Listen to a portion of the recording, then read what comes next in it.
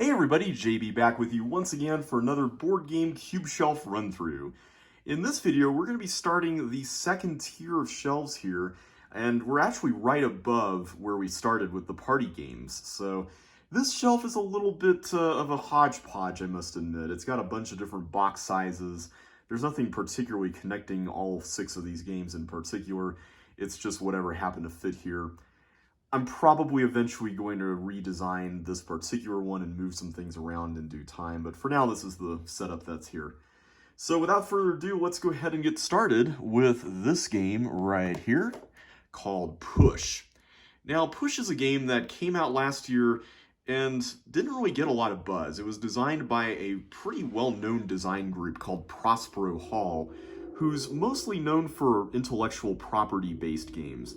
They've done games like Harry Potter Hogwarts Battle, and recently they released a game based on Wonder Woman called Challenge of the Amazons. And I think, last year they released a game based on the Universal Monsters franchise called Horrified, which was released to much critical acclaim. But this game kind of flew under the radar, and it's kind of a shame because I really like it, even though on the outside it may look a little bit plain. It's got these abstract numbered cards with colors on them, much like an Uno or a Skip-Bo. And to be quite honest, this is probably a game I would use when introducing fans of those games to modern tabletop games, because there's a lot of really cool decisions here. This is a push your luck game where you are trying to collect the most points by taking these cards into your tableau. And the way you do this is either by drawing cards on your turn or banking cards so that they're safe. So if you draw cards on your turn, you draw from a deck blindly, and you get to put the cards you draw into one of 3 imaginary columns, if you will. And the only rule for doing this is that you can't have the same number or color more than one time in any given column.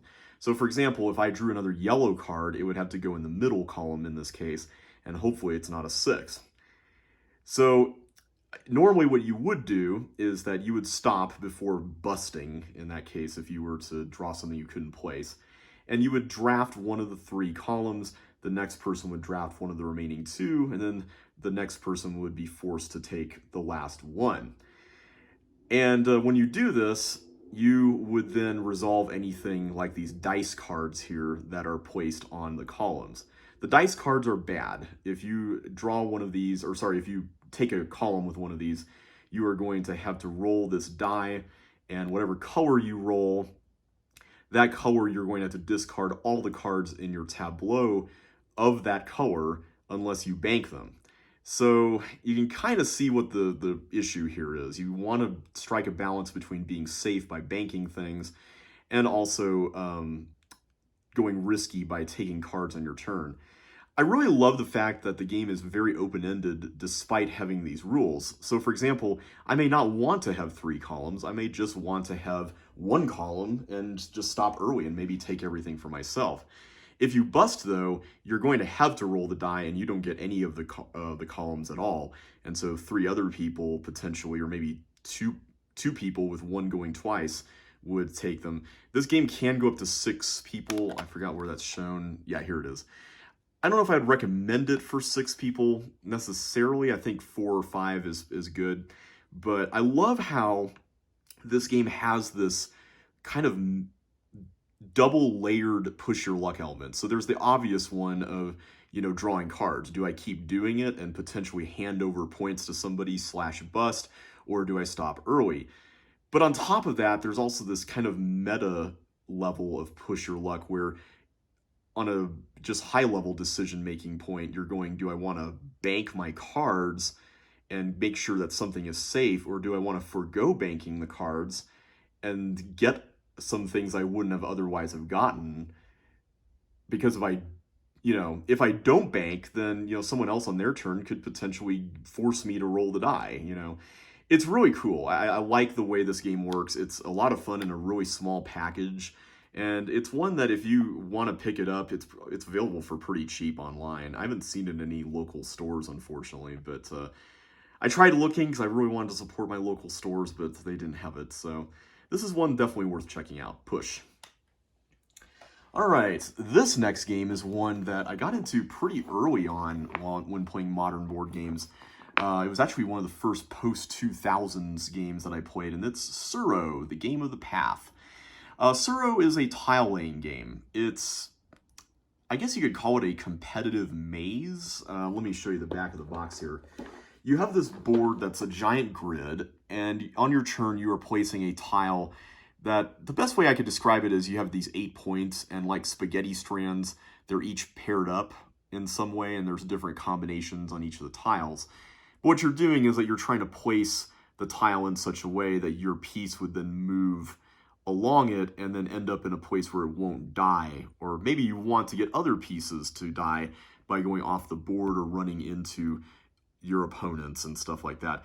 This is a game that I bought mostly just because it went up to 8 players, and to be honest, I really liked it when I first played it. I'm not quite so hot on it now, to be honest. Player elimination games are not my favorite because usually when players get eliminated, it's very easy for people to feel left out, and I'd rather not have board games make people feel left out. So this is one that I've kind of cooled on a little bit, but it is fun in the right context. There is also a sequel called Cirro of the Seas, which I used to own, that adds some sea monster things that are even more unpredictable and can eat up tiles on the board.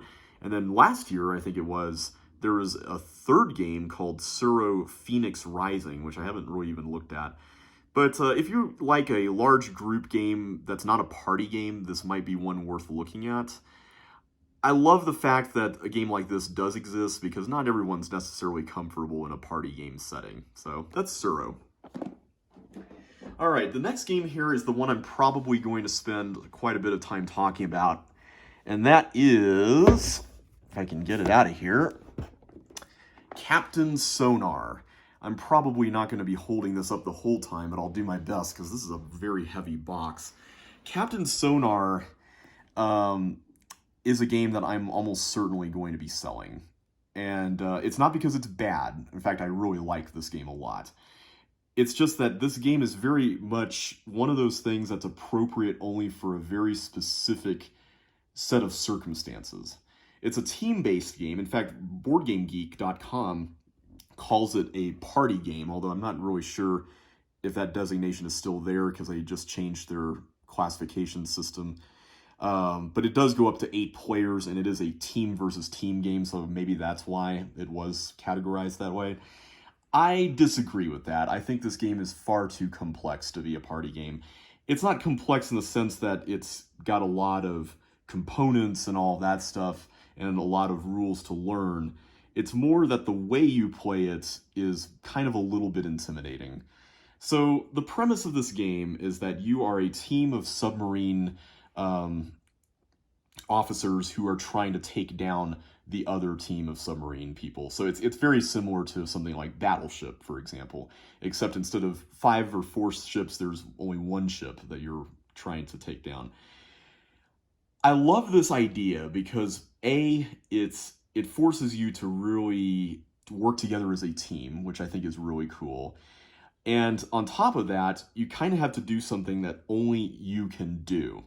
So the setup for this game, and this is another one of the reasons why it's very particular as far as how you would play it, is that you would sit at a table like this, and you have this giant divider, like the board in this game. The main reason why this box weighs so much is because it has this gigantic pair of cardboard dividers that you would use to put in front of you.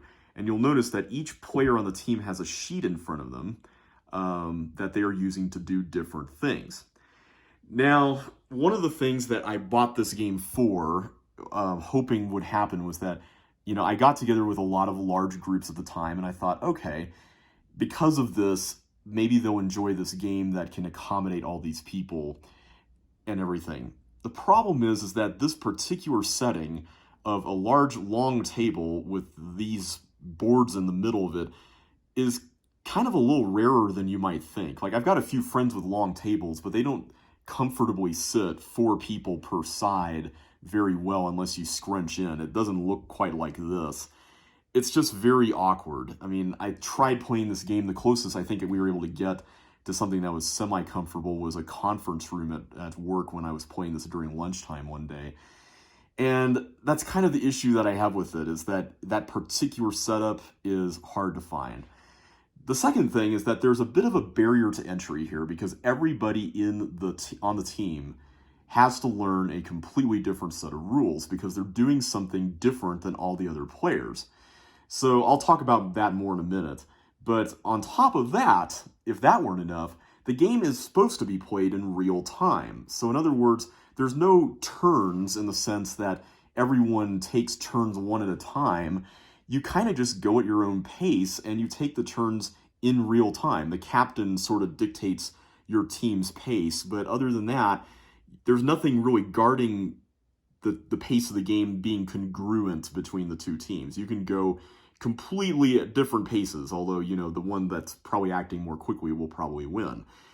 That's not exactly a premise that everyone's comfortable with. I know there are people out there who get easily stressed out, and understandably so, during a real-time game, just because it demands a lot of you. You're having to be constantly engaged, your anxiety goes up, everything is going... I mean, it's a really crazy experience, and I will say that it is, at least for me, a fun experience. I liked it, but I know not everyone does. It's not an experience that everyone is comfortable with. And so the game does include like a turn-based mode, but honestly, I feel like it wasn't designed for the turn-based mode. So for that reason, I haven't really gone into that at all. And on top of the other things that make it difficult to get to the table, I just really haven't had the chance to do so.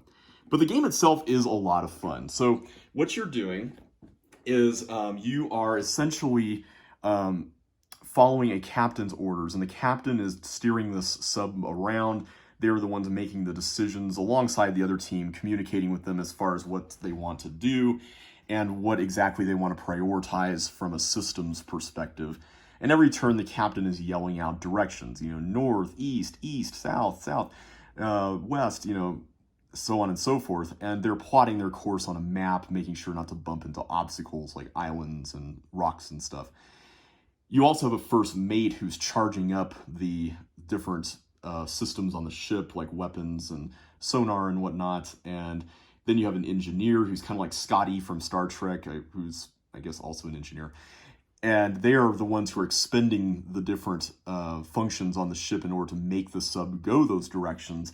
So they've kind of got this board that's a giant puzzle of what's available. And the engineer is going to constantly tell the captain, I'm giving it all she's got, you know, and we can't go east anymore because we used up all the things that allow east to, you know, be an option and stuff. And then finally, probably the more interesting role of the four is the radio operator. And what they're doing is they're listening to the other captains, or the other sub's captain, as they're calling directions out.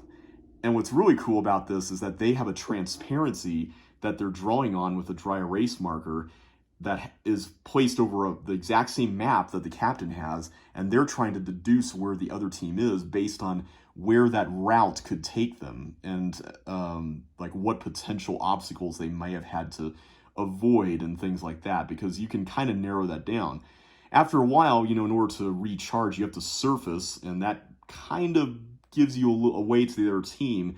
But you can do things like, one of the systems you can do is the submerge even deeper, or whatever it's called, where you get to evade the other team and kind of go in a secret direction for 2 moves. It's just so much fun when everything stops as soon as one of the captain's orders to fire on the other sub and hopes that they get the coordinates right.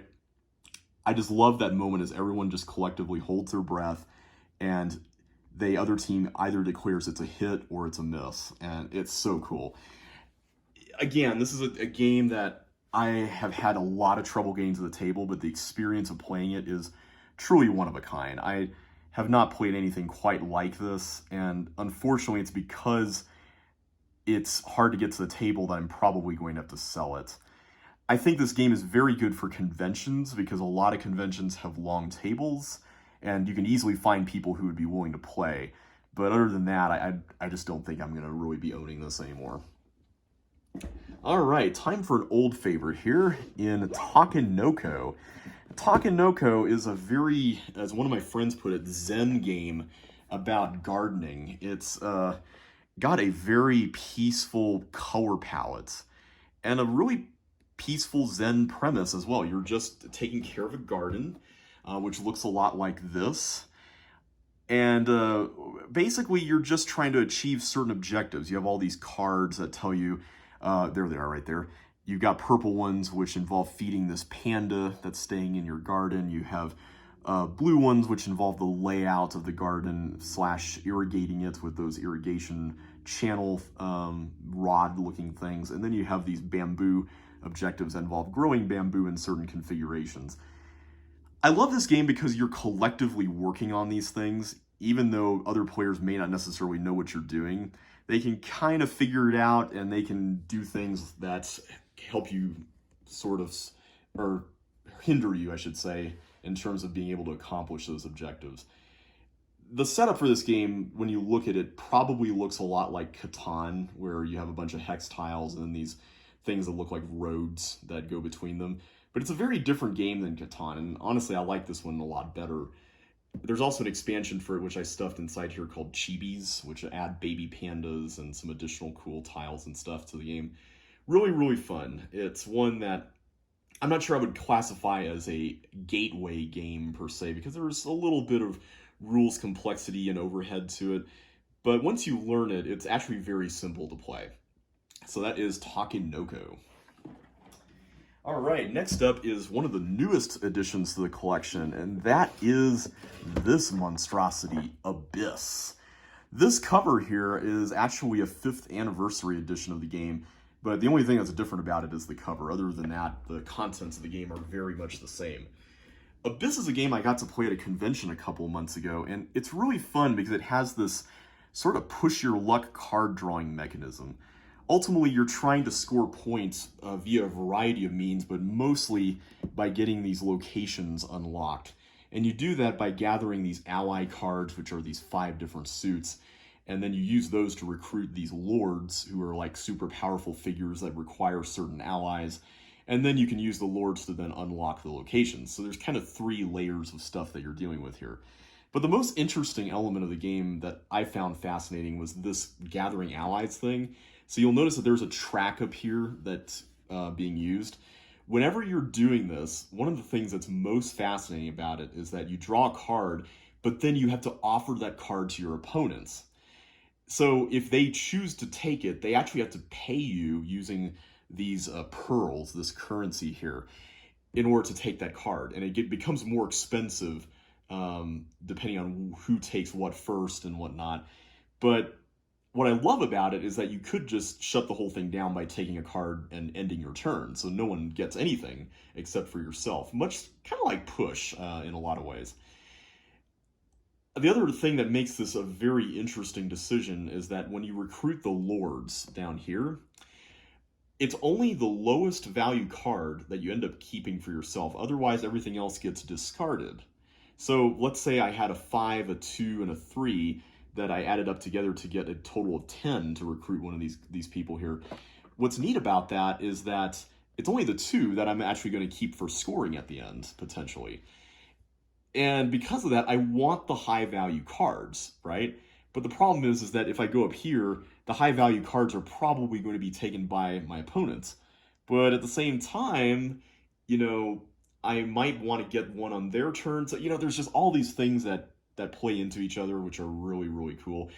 The cards you don't pick are put in these piles, and so someone could raid one of those, so that could give you a bunch of cards, although probably not a super high one, but at least you have a lot of options. I really love the decision-making in this game. It's a very neat system. This game was designed by a designer named Bruno Catala that I've mentioned before. It came out the same year as a game that got a lot of attention that he designed called 5 Tribes, which won a lot of awards and got a lot of acclaim.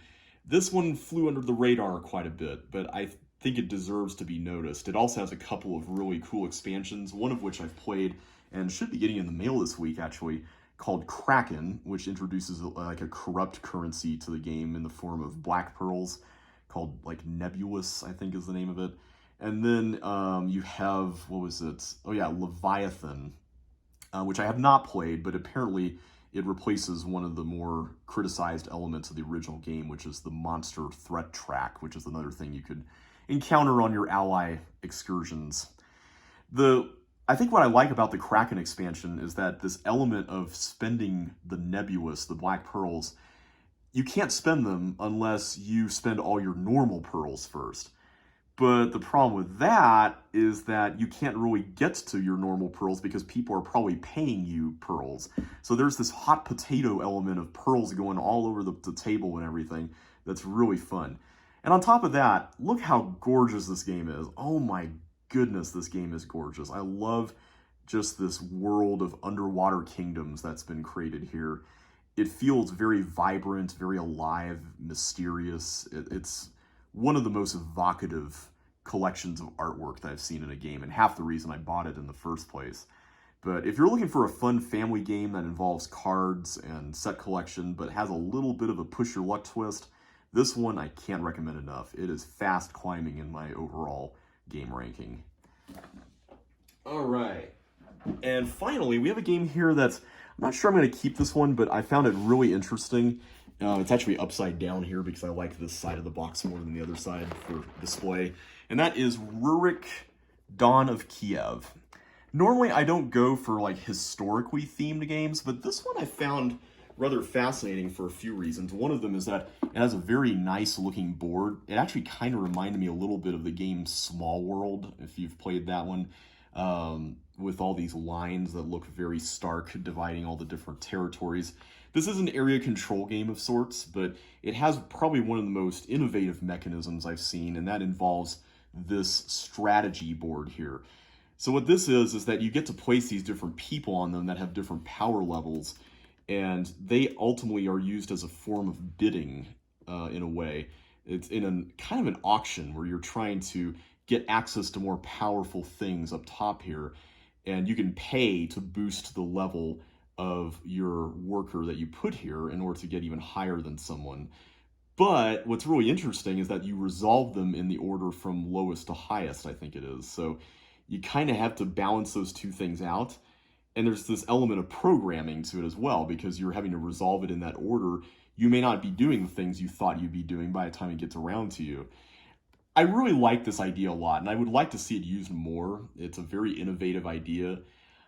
The rest of the game is fine. I'm not necessarily like going gangbusters over it or anything, but I do like what's there. I would have to play it a few more times before I decide whether or not I want to keep it, but the design is pretty solid, and I would really like to see more of this auction programming stuff in the future. So that's Rurik, Dawn of Kiev.